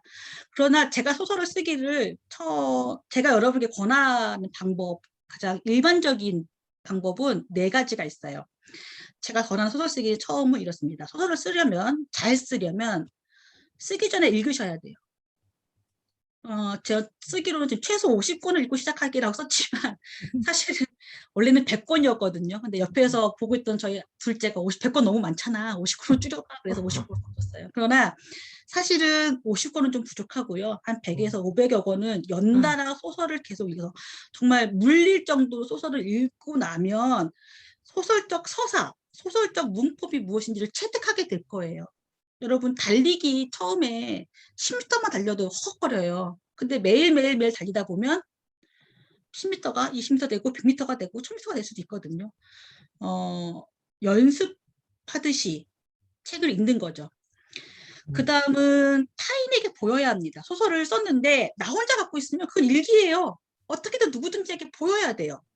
독자가 있어야, 독자를 설정하고 써야 소설이 소설다워집니다. 독자가 있다는 설정이 있어요. 이 읽는 사람에게 내 이야기를 설득시켜줘야 되잖아요. 이 인물을 설득시켜주려면 독자가 있다는 설정을 가지고 있어야 돼요. 내가 이 소설을 누군가에게 보여줄 거야 라고 마음을 가지고 있어야 됩니다. 그러려면 실질적으로 독서 모임이라든지 쓰기 수업 같은 걸 같이 하는 경우가 좋아요.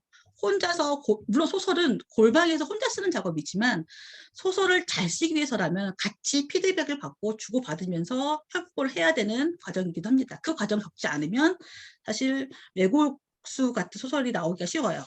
그래서 타인에게 보이는 연습을 하고 가장 중요한 건 안 썼어요. 제가 가장 중요한 거는 태고입니다. 태고. 그때 레오장님께서도 그때 수업하실 때 태고가 가장 중요하다고 하셨는데 글쓰기는 태고가 전부일 수 있어요. 좋은 글은 덧붙이는 게 아니라 빼면서 만드는 거예요. 소설가들은 태고를 토고라고 해요. 토고. 토할 때까지 태고 본다고. 그리고 또 하나 마지막으로는 질문하기죠. 소설을 쓰면서 계속 물어봐야 됩니다. 이 이야기가 어디서 들은 얘기는 아닌가? 어디서 들었던 얘기는 아닌가? 내가 어디서 봤던 얘기는 아닌가? 이게 표절의 문제도 굉장히 심해서 신선한 이야기인가? 를 항상 고민해야 되고요. 이게 말이 되는 이야기인가? 그리고 나는 지금 독자에게 무엇을 물어보고 있는가? 같은 질문을 해야 됩니다. 그럼 잘 쓰려면 결국 무엇이냐? 답을 숨기시면 됩니다. 답을 말해주는 건 교과서, 인문서적, 자기계발서, 에세이예요. 문학은, 소설은 숨기는 것으로 드러내야 합니다. 잊지 마세요. 답을 숨겨야 합니다. 이 당부는 사실 저에게 하는 말이기도 하거든요. 좋은 문학이 무엇인지, 좋은 소설이 무엇인지 끊임없이 고민하는 자세로 써야 한다는 것이죠. 그래서 저도 늘 고민하는 자세로 소설을 쓰는 소설가가 되어야겠다는 다짐을 하는 밤입니다. 소설을 쓰는 일은 누구나 할 수 있는 일은 아닐지도 모르겠어요. 쓰고 싶은 사람만 쓸 수 있는 것이거나 이걸 쓰지 못하면 죽을 것 같은 사람들 혹은 이렇게 꺼내지 못하면 내 존재의 의미가 없어질 것 같은 사람만이 쓸 수 있는 글일지도 몰라요. 그런데 한편으로 생각하면 소설은 누구나 쓸 수 있는 일일지도 몰라요. 왜냐하면 이야기를 가지지 않은 사람은 없거든요. 이야기를 가지지 않은 사람은 세상에 아무도 없으니까. 소설을 쓰시고 싶은 분은 스스로를 가만히 들여다보시면 돼요.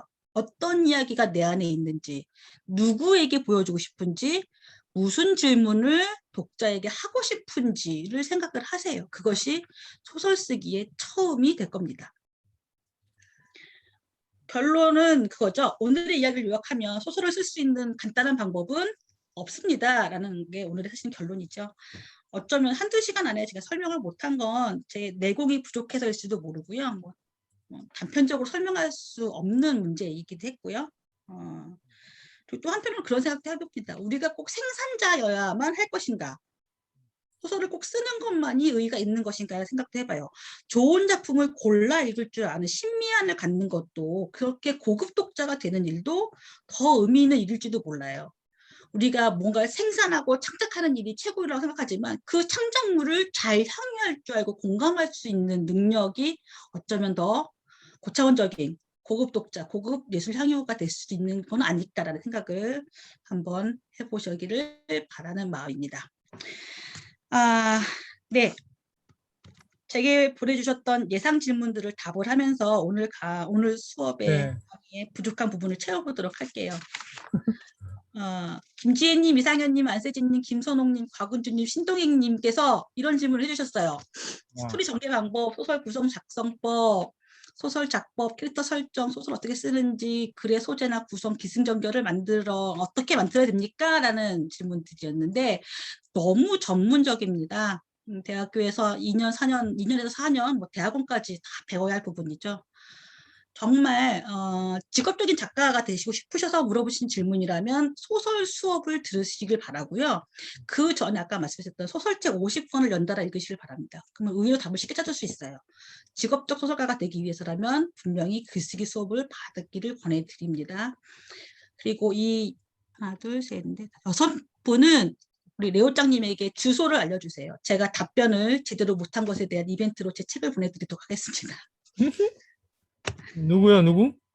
네, 김지혜님, 이상현님, 어, 안세진님, 김선홍님, 곽은주님, 신동익님은 우리 방장님, 레오짱님에게 주소를 말씀해 주세요. 제가 제대로 된 답변을 못한 거에 대한 죄송함을, 이 시간에 답변을 못 드린 거에 대한 죄송함을 제가 작은 선물로 부탁하도록 하겠습니다. 네. 그 다음 질문을 좀 볼까요? 소설가를 위해 필력을 어떻게 쌓느냐. 저는 굉장히 단순한 기본적인 사람이에요. 다독다작밖에 없어요. 많이 읽고 많은 치 쓰는 것밖에 없고요. 또 저는 시 읽는 거를 굉장히 좋아하고 시 읽는 것이 제 필력에 되게 많이 도움이 됐어요. 그리고 또 중요한 거는 끊임없이 써야 돼요. 하루도 빠지지 않고 한 문장이라도 한 줄이라도 써야만 매일매일 써야만 그 필력이 유지가 됩니다. 한은진님의 소설가가 되고 싶은 사람에게 이건 꼭 필요하다고 당부하고 싶은 말은 무엇일까요? 소설을 쓰고 싶다는 열망이라고 생각을 해요. 소설 쓰고 싶다는 마음이 있어야 소설을 쓰지 누가 쓰니까 나도 한번 써볼까? 이런 건 사실은 안 되잖아요. 그래서 내가 정말 나의 이야기를, 무엇에 대한 이야기를, 어떤 이야기를 써보겠어 라는 열망이 있어야 된다고 생각합니다. 한현숙님이 블로그 할 때 매끄럽게 글을 잘 쓰고 싶습니다 라고 하셨어요. 방법은 간단합니다. 소리내서 읽어보세요. 내가 쓴 글을 소리내서 읽어보고 자연스러우면 매끄럽게 쓰여진 글입니다. 송지영님, 독서 편식을 하는데 소설가가 될 수 있을까요? 될 수 있어요. 저는 완전한 편독쟁이였어요. 저는 소설만 읽었어요. 그러니까 저 어렸을 때 결혼하기 전에 제 방에 소설책이 쫙 꽂혀 있는 걸 보고 저희 친정아버지께서 뭐라 하셨냐면 소설가가 되려고 하는 애가 소설 나부랭이만 읽냐? 라고 저를 혼내신 적이 있으셨어요. 그러니까 인문서라든지 철학서 이런 걸 안 읽고 소설만 읽어서 소설을 쓸 수 있겠냐라는 질문이셨지만 저는 소설가가 됐어요. 뭐냐면 독서 편독을 하셔도 소설가가 될 수 있습니다. 그거에 대해서 너무 불안해하지 마세요. 박희연님께서 생각을 글로 표현하기 위해 생각 정리를 어떻게 하시나요? 했는데 마인드맵 그리고요. 뭐 그림도 그리고 그렇게 합니다. 네. 영양분께서 글쓰기 도전하고 싶다고 하셨는데 도전하십시오. 서민재님께서 문해 창작을 전공하지 않아도 소설을 쓸 수 있습니까? 라고 물어보셨는데 당연히 되죠. 그다음에 유진견님께서 기억에 남는 소설 제목이 무엇이냐 하셨는데 황정은 소설가가 쓴 백의 그림자를 저는 최고의 제목으로 생각하고 있습니다. 차나미님께서 막연히 글을 쓰고 싶은데 어떻게 시작해야 됩니까? 라고 하셨어요.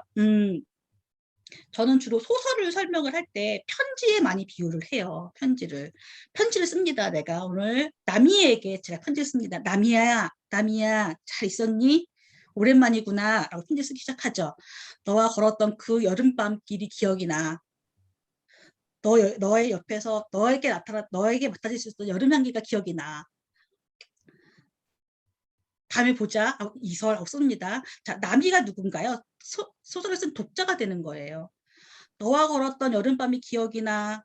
너의 향기가 기억이 나. 결국 무슨 얘기예요? 난 너 사랑하고 있어 라는 얘기거든요. 그 메시지라는 얘기예요. 그리고 나는 너를 사랑하고 있어 라는 말을 직접적으로 하면 촌스럽지만 너의 향기가 기억이 나. 너와 걸었던 여름밤이 기억이 나 라는 어떤 왜곡이라든지 과장 축약을 통해서 이야기를 해가는 거죠. 그것이 또 편지를 읽으려면 또 재미있게 써야 되잖아요. 그래서 이 편지가 또 소설과 같은 형식을 가지고 있고 편하게 쓸 수 있는, 우리가 쉽게 연습할 수 있는 장르가 아닌가라는 생각이 들어요. 그래서 막연히 글을 쓰고 싶은데 어떻게 해야 되냐. 편지부터 써보시길 권해요. 일기는 오히려 쑥스러울 수 있어요. 안 쓰던 일기 쓰려면 이거 나중에 누가 읽나? 내가 읽어도 되게 창피하잖아요. 몇 장 안 쓰고 그 일기장 버리게 되는데 오히려 받는 사람이 있는 편지를 쓰기 시작하면 필력도 늘고 글쓰기, 독자가 있기 때문에 편지를 받는 독자가 있기 때문에 글쓰기 연습에 굉장히 큰 도움이 됩니다. 그래서 저는 일기보다는 편지를 많이 권하고 싶어요. 답변이 됐나 모르겠습니다. 사진 멘토 양양금님이 펜을 들고 시작할 수 있는 용기를 주십시오 했는데 아까 김영하 작가 하신 말씀처럼 글쓰기는 점점 할수록 어려워져요. 그러니까 시작하는 오늘이 가장 쉽습니다. 오늘 시작하시면 돼요. 플롯과 인물의 비중은 얼마나 됩니까? 라고 유성민님께서 물어보셨는데요. 사실 플롯이 인물을 만들고 인물이 플롯을 만들다고 생각하시면 돼요. 뭐라고 하죠? 그 유기적인 형태라고 해야 되죠. 그렇게밖에 말씀을 못 드려서 죄송해요. 엘리님께서 매일 소설이 써질 것 같지 않은데 타개하는 방법은 무엇입니까? 라고 하셨는데요. 마감이 해결해 줍니다. 마감 날짜가 있으면 매일 쓸 수 있어요. 소설가로서 평탄한 편이었느냐라고 이제 건드리님께서 물어보셨는데 운이 좋은 소설가이긴 맞아요. 그래서 수월하게 다음 작품을 뭐 책 계약도 했고 다음 작품도 쓸 수 있고 현재 전 지금 계약서가 많이 밀려 있어서 펴내지 못한 상태이기도 하고 뭐 평탄한 편입니다. 그런데 저는 지난한 습작 기간이 있었잖아요. 그걸 뭐 대신하는 거 아닌가라는 느낌도 들고 보상받는 느낌도 들고요. 그리고 근데 아까 말씀드렸던 것처럼 슬럼프 번아웃 시기가 굉장히 끔찍하게 왔었기 때문에 앞으로도 또 올 수 있다고 생각을 해요. 그 시절에는 책을 한 권도 읽지를 못했어요. 책을 한 권도 읽지도 못하고 문자 한 줄도 보내지 못했었어요. 그 정도로 번아웃이 왔던 시기가 있었기 때문에 또 올 수도 있는 거기 때문에 평탄한 편이었지만 평탄하지 않을 때에도 이겨내기 위해 냈을 거라고 뭐 그렇게 생각합니다. 안세진님께서 자기계발서 쓰기와 소설 쓰기의 차이점을 물어보셨어요. 권인아님께서도 소설은 자기계발서와 구성도 집필 방식도 다른 텐데 초작가가 소설 구성을 위해 알아야 할 것은 무엇이냐라고 물어보셨어요. 자기계발서는 비문학이죠. 정답을 알려주는 거예요. 말씀드린 것처럼 소설은 문학적 언어로 쓰여진 질문을 하는 거예요. 시작 자체가 달라요. 여러분 사랑을 하며 살아야 됩니다 라고 말하려면 자기계발서는 어떻게 시작합니까? 사랑한다고 말을 많이 하세요. 가족부터 시작하세요 라고 하겠죠. 문학은 어떻게 합니까? 너와 걸었던 여름밤이 생각이 나. 그때 걸었던 너의 향기가 아직도 기억이 나 라고 말합니다. 이 두 차이가 바로 자기계발서와 소설 쓰기의 차이점이 아닐까라고 말씀드리고 싶어요. 공감과 소통의 감성적인 글쓰기 방법에 대해서 물어보셨어요. 이거는 어느 정도의 몰입과 공감력을 가지고 있느냐의 문제인 것 같아요. 저는 지금도 많이 울어요. 드라마를 볼 때도 울고 예능을 보면서도 울고요. 저는 가장 슬플 때가 그거예요. 뭐냐면 도전 골든벨 할 때. 맨 마지막 아이가 혼자서 문제를 풀 때가 제일 슬퍼서 눈물이 지금지금 흘려요. 제가 얼마나 힘들까 저 상황이. 그 얘기는 제가 눈물이 많거나 감수성이 강하다는 게 아니라 공감력이 많기 때문에 그래요. 내가 타인을 이해할 수 있는 공감력이 많다는 얘기인데 그거는 주택업당과 좀 다른 부분이죠. 그래서 어떤 공감력을 키울 수 있는 생각들과 연습을 좀 하시면 되지 않을까 싶고요. 이 공감력을 어떻게 가지느냐의 문제는 필사와 모방에 관련된 얘기도 하고 싶어요. 감동적인 글들을 계속 읽거나 계속 베껴 써거나 따라 써보거나 하다 보면 그게 저한테 자기 몸에 익숙해지게 돼요. 맨날 좋은 문장을 계속 필사하게 되면 저도 나도 모르게 좋은 문장을 쓸 수 있게 되거든요. 나쁜 문장을 쓰게 되면 따라 쓰게 되면 나쁜 문장을 쓸 수 있는 것처럼 공감과 소통의 감성적인 글쓰기를 쓰고 싶으시다면 그런 글들을 찾아서 따라 써보는 것도 권해드리고 싶어요. 그러면 이 필사라는 것이 막연한 어떤 손노동이 아니라 그 습관화, 체계화, 체득화시킬 수 있는 일이기 때문에 괜찮지 않을까라는 생각을 해봤습니다. 매력적인 서사, 시작, 서두 쓰기를 어떻게 합니까? 라고 하셨는데요. 저도 궁금합니다. 네, 소설 쓰는 거에 첫 문장이 반을 썼다고 해요. 첫 문장이 항상 중요하죠. 이거는 뭐 조립하듯이 쥐어짜서 만들기도 하고요. 자다가 번뜩 떠오르기도 하고요. 이거는 정말 저도 궁금한 지점입니다. 소설가가 되기 위해 특별한 점이 있습니까? 라고 했는데 오늘 하루 종일 고민을 해봤거든요. 특별한 점이 있어야 되나 했는데 없는 것 같아요. 그러나 소설을 좋아하지 않는 사람은 안 되겠죠. 책 읽기를 싫어하는 사람도 안 되겠죠. 그런 기본적인 것들만 아니라면 누구나 쓸 수 있는 글이 아닐까라는 생각이 들어요. 임상무님 글쓰기 관심 많습니다 하셨는데 네, 감사합니다. 강순희님이랑 레오짱님께서 소설 구성식 구조도 그림 같은 걸 그리던데 어떤 효용성이 있느냐고 하셨는데 생각이 안 풀릴 때 그림을 그리기도 하고요. 인물 설정을 할 때 이 인물이 몇 년도에 태어나서 몇 살 때 누구랑 만나고 어떻게 결혼해서 어떻게 헤어지는지를 쭉 연도표를 만들기도 하고요. 그가 사는 마을이 골목길인지 도심이 많은 곳인지 골목길인지 뭐 빌딩이 높은 곳인지 골목이 많은 동네라면 거기 분위기는 어떤지 색깔은 어떤지 냄새는 어떤지를 다 그림 안에다가 메모를 하면서 적어두는 거죠. 그러니까 청사진 계획도라고 생각하시면 돼요. 물론 구성을 할 때는 인물은 몇 살이고 누구랑 어떻게 만나서 왜 싸우게 되고 어떻게 해진지를 다 메모도 하지만 그거를 직관적으로 분위기를 만들기 위해서는 그림을 그려놓으면 저는 더 잘 이해가 되고 기억이 잘 나더라고요. 그래서 저는 이제 그림도 그리는 편입니다. 박수민님께서 작업하기 좋아하는 장소나 잘 써지는 곳을 물어보셨는데요. 집만 아니면 됩니다. 제 방만 아니면 돼요. 집에 있으면 저기 쌓여있는 설거지 해야 되거든요. 저기 물때 닦아내야 되거든요. 집에 있으면 아이가 벗어놓은 저 옷 치워야 되거든요. 내 소설을 쓸 수 있는 곳에 집중할 수가 없어요. 그러니까 김희설이 되기 위해서는 김지연의 공간을 벗어나야 돼요. 그것이 저의 서재이거나 저의 카페이거나 저희 카페라는 카페를 가거나 해야 되는 거죠. 일상에서 벗어나는 곳이 사실은 가장 잘 써지는 곳이에요. 저의 최근에 잘 써지는 곳은 동네에 있는 투썸입니다.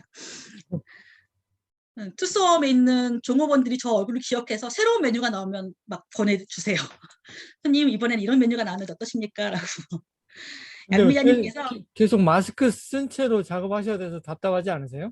괜찮습니다. 네. 네, 뭐 집만 아니면 돼요. 전문 분야를 표현하기 위한 자료 준비 방법이 어떻습니까? 라고 양미자님께서 물어보셨는데요. 무조건 책을 많이 삽니다. 책을 많이 읽어요.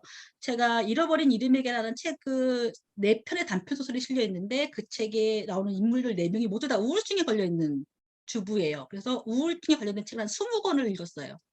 더 읽어도 좋겠지만 뭐 최소 그 정도는 읽고 시작을 합니다. 책, 뭐 인터넷 자료, 정보, 신문, 논문, 다큐 프로 많이 보고요. 루포 프로도 많이 보고요. 그다음에 저 시사 잡지도 많이 읽는 편입니다.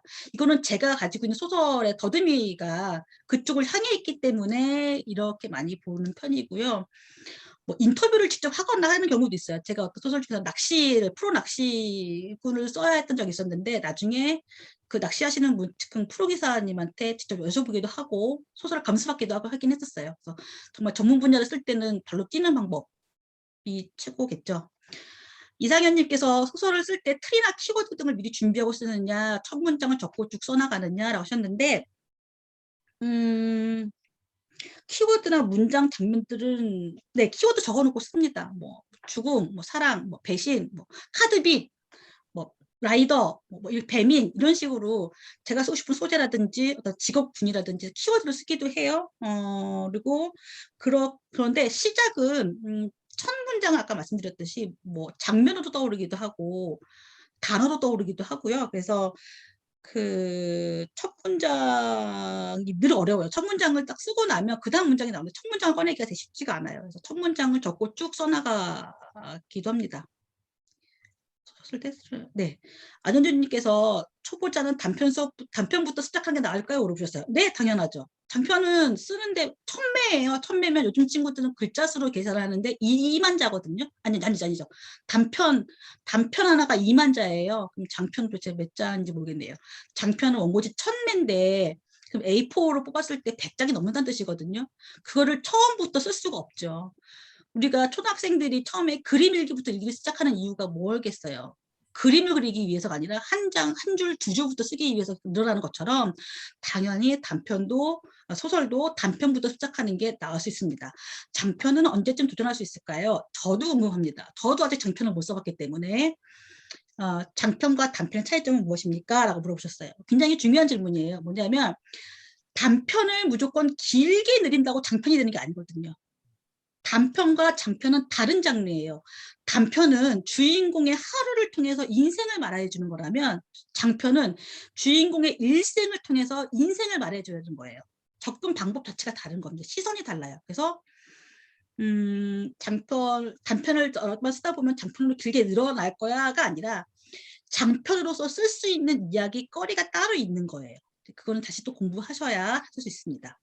김희정님께서 소설 쓰기를 지속하는 용기에 대해서 물어보셨어요. 소설을 쓰는데 용기가 필요한 일이라는 걸 처음 알았습니다. 무슨 얘기냐면 동기 아니에요. 동기. 동기였나요? 네, 질문이 동기였을 거예요. 네, 죄송합니다. 그러면 사회 문제의 제기하기 위해서냐, 자아실현을 위해서냐, 생활을 위해서냐라고 하셨는데 소설이 사회의 문제 제기를 할 수 있을 만큼 영향력 있는 장르가 아니에요. 죄송하지만 소설이 바쁘다 현대 사회에서 소설이 가지고 있는 독서 인구는 점점 줄어들고 있고요. 한국 소설이 초판 1세를 2,000부를 찍는데 그 2,000부가 다 나가지 않는 경우가 많아요. 그러니까 우리가 알고 있는 여러분들이 알고 있는 작가들의 이름, 아는 이름의 작가분들은 이미 몇십만 부, 몇백만 부를 파시는 분들이지만 그분들은 정말 극소수거든요. 대다수의 분들은 사실은 초판 1세를 소화하지를 못하고 살아요. 그 얘기는 읽는 사람이 없다는 거는 문제 제기뿐만이 아니라 누군지도 모르는, 어떤 소설 쓰는지도 모르는 경우가 더 많다는 거죠. 그래서 사회의 문제 제기를 위해서 소설을 쓰지는 못하고요. 자아실현이라든지 생활을 위해서라고 했는데 생활은 안 되고요. 자아실현일까라고 고민을 좀 해봤는데 소설 쓰기가 저한테는 가장 잘하는 일이거든요. 잘할 수 있는 일이에요. 소설 쓰기가. 근데 소설을 쓰지 않으면 잘하는 게 없어져요. 그러니까 제가 저로 있을 수 있는 게 없어지는 거예요. 그러니까 결국에는 소설 쓰기가 저한테는 존재를 증명하는 시간이고 과정이고 결과물인 거예요. 근데 그것이 자아실현일지는 모르겠어요. 자아실현과 좀 다른 느낌 같은데 제가 소설을 쓰는 동기는 그렇죠. 아까도 말씀드렸듯이 여러분 사는 세상이 제대로 된 세상입니까? 여러분은 그 세상에서 잘 살고 있습니까? 라고 묻고 싶어요. 왜? 나 혼자 사는 세상이 아니니까. 같이 사는 세상이니까. 우리가 사회라는 어떤 구성을 이루고 살기 때문에 그런 것들을 질문하고 답을 찾는 과정이 우리가 성숙한 시민으로 클 수 있는, 성숙한 문화인이 될 수 있는 길이 아닐까 생각이 듭니다. 네, 이렇게 질문이 다 끝났고요. 오늘 소설가가 되는 법, 소설을 잘 읽는 방법에 대해서도 이야기를 했습니다. 10시 반까지 맞추려고 했는데 간신히 맞췄네요. 와우, 너무 감사드립니다. 감사합니다. 여러분 수고하셨습니다. 함께 기념사진 하나 찍겠습니다. 잠시만요. 제가 화면을 이거 제일 잠깐만요. 제가 끝인사를 못 드렸어요. 예, 끝인사. 네, 네. 오케이. 네. 이렇게 오늘 애호장 줌스쿨 통해서 여러분 만날 수 있어서 반가웠고요. 이 기회를 통해서 제가 또 좋은 소설이 무엇인지 다시 한번 고민하고 좋은 소설을 쓰기 위해 부단히 노력해야겠다는 생각을 하게 됐습니다. 세심한 질문들 미리 해주셔서 너무 감사하고요. 칼림바 공연해주신 김주희님 감사하고 이렇게 인연을 맺게 만들어주신 강신 선생님 고맙습니다. 그리고 늦은 시간까지 자리 함께 해주셔서 감사합니다. 고맙습니다. 네, 너무 감동적인 시간 감사드리고 여러분 사전 질문을 통해서 미리 꼼꼼하게 다 이제 질문도 받고 답변도 지금 드렸기 때문에 공유 화면을 통해서 잠시만요. 여러분 같이 기념사진 한번 찍겠습니다. 여기 채팅창과 참가자를 가리면 크게 보이고요. 예, 하트 날려주세요. 하나, 둘. 한 번만 더 찍겠습니다. 예, 신동익 지점장님 좋습니다. 하나, 둘. 네, 감사드립니다. 오늘 너무나 알찬 시간이었습니다. 문학가가 아닌 저희 대부분의 우리 일반인, 아까 되게 조예 깊으신 어떤 분도 계시던데 하여튼 그런 몇몇 소수 빼고 대부분의 사람들에게는 아주 새롭고 신선한 시간이었으리라 생각합니다. 그리고 아까 우리 강수인 대표님 잠깐 마이크 좀 켜주시고요. 네네. 아까 그 5분 선물 드린다고 했잖아요. 네네. 그게 아까 김희솔 작가님이 중간에 쏘셔버린 그 5명인가요? 혹시? 아니에요. 다른 분인가요? 네네네네. 별도의 5명을 쏘신 네, 건가요? 별도의 5분이세요. 네네네. 오 마이 갓. 김희설 작가님과의 전혀 이야기가 없었던 네, 거였습니다. 와, 그럼 아까 6명 아니었나요? 아까 저는 쏘신- 6명. 와우. 그럼 6명 플러스 5명, 11명에게 지금 선물이 돌아가겠네요. 네, 와, 그러면 아까 그 당선되신 6분은 여기 제 이메일로 이메일로 뭐 주소지나 뭐 이런 거 주소지가 필요하죠. 오프라인 선물이니까. 그죠? 네이버닷컴 have2000 네이버닷컴 지금 채팅창에 남긴 여기로 주소지 뭐 연락처 그러니까 택배가 가려면 네, 핸드폰 번호와 주소지는 필수니까요. 6분은 그렇게 주시고 나머지 아까 열심히 참여해 주신 그 5명은 우리 강수희 대표님 희망사항으로는 아까 너무 후기만 이렇게 요청하니까 이번에는 비디오를 열심히 켜고 참여해 주신 분들 중에 좋으면 좋다, 좀 쉽겠다. 그런데 오늘 비디오 열심히 켜고 참여하신 분들이 의외로 많아가지고 이거 넘어가는데 약간 오버 outnumbered, you know? 그래서 어째입니까?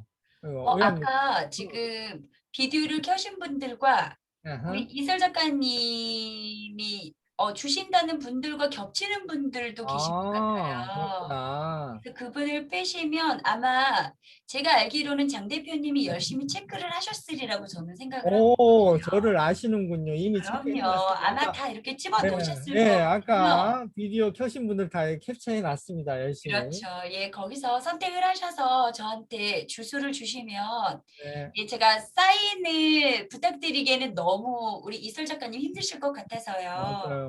제가 직접 그냥 서점에서 음. 발송하는 걸로 와, 주문을 넣어드리겠습니다. 와우. 네. 요즘은 서점에서 감사합니다, 선생님. 네.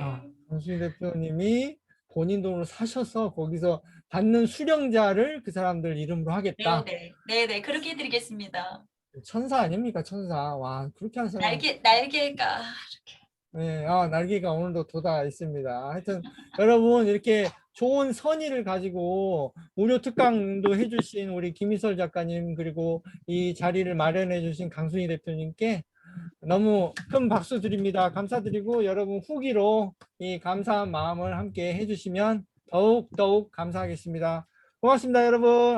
작가님 고맙습니다. 김희설 작가님. 예, 수고하셨어요. 너무 좋은 알찬 강의였습니다. 고맙습니다. 네, 들어가십시오. 네. 감사합니다. 네, 안녕. 예.